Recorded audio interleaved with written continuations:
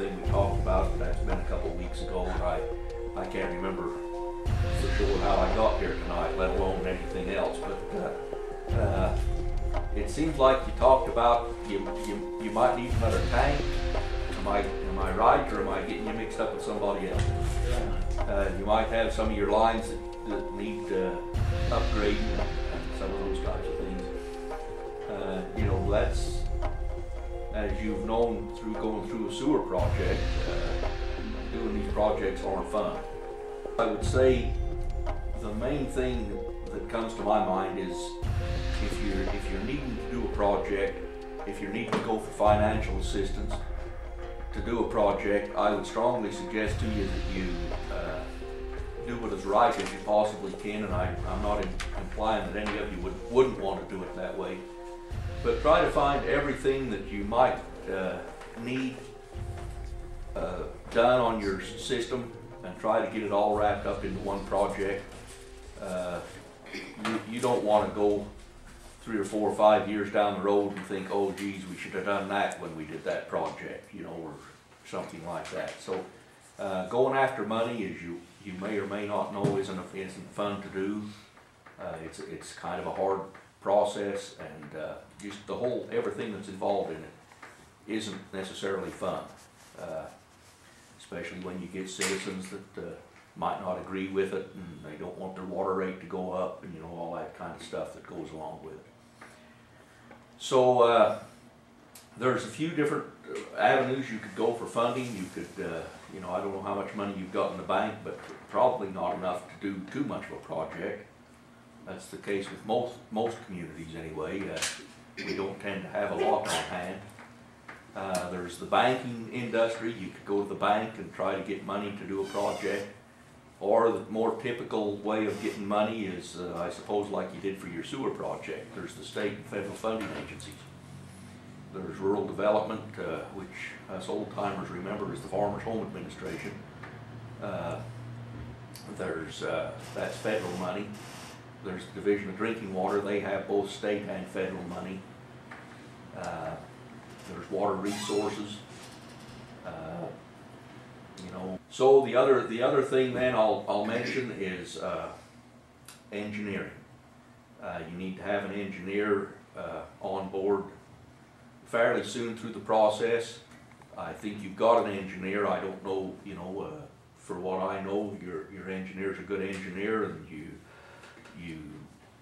in my opinion, would probably do well to just stay with them. But that's just my opinion. I don't necessarily twist anybody's arm to do anything that they don't want to do or anything like that. But I know that I'm quite familiar with Sunrise Engineering, and my experience with them has been that, you know, they're a good engineering firm. But if you choose to do something else, there's a process that you can go through and in selecting an engineer, and you know, that's probably enough said on that. Then they would take that $48,546, and in order for you to qualify for grant money, your water bill, your average water bill in town, would need to be 1.75% of that median adjusted gross income, which, if I push the right buttons, don't let this scare you, and please don't throw me out, I'm just a messenger, but that would amount to an average monthly water bill of $70.80. Anyway, you know, until we can get to, you know, looking at things a little bit deeper and into your finances and so forth, there's, at this point, I don't really know where to tell you that you would be at for sure on your average water bill currently, and what you would need to do from there in order to qualify for grant. And this may be one of those cases where you're better off just taking a loan. Sometimes you don't have to raise the water bill as high to be able to pay back a loan as you do to qualify for the grant. And you just need to, you know, when you get to that point, you just need to determine what's going to be the best thing for the folks. That's quite a plus for you. I was going to suggest to you that you might want to apply to probably the Division of Drinking Water for some planning money.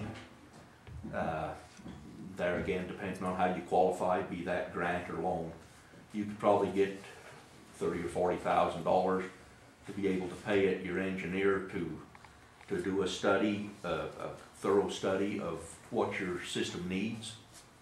Or, I mean, I know that you know some of the things, but like I mentioned, you don't want to miss some of this stuff. You don't want to wish in a couple of years that you'd have done more. And where Scott's already got some of that information, that would be an advantage to you, that, you know, whether you would need to actually get that planning money and do that process, or if enough of it's already been done or not. That's something I just don't know. You need to discuss with them and see what you think that way. It's very, very minimal if they wanted to package it. Yeah. Well, that's quite an advantage, the fact that you've already got that. So, you know, just for what that's worth. From there, I guess I would suggest, and I think, you know, I've kind of already been told to go ahead and do a rate study. We don't charge too much. We're not quite as expensive as engineers and attorneys, but, you know, my rate's about, no, I'm just kidding. I was going to make up a story here, but you guys are good, faithful members of rural water, so whatever we do for you doesn't cost you anything. So I'll get the information from Terry. You might even have it all right here for me. I called her late this afternoon. You don't want to get rid of her. She's a trooper. No, we don't. I called her late this afternoon and she's got it for me there.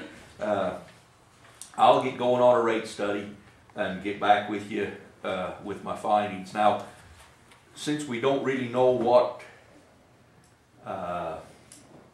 we're going after money-wise for a project, what I will base it on at this point is what it would take to qualify for grant money. And then, you know, that can be adjusted real easy. Once we get into spreadsheets and all that kind of stuff, we can push a few numbers and make it come up with whatever we need it to come up with.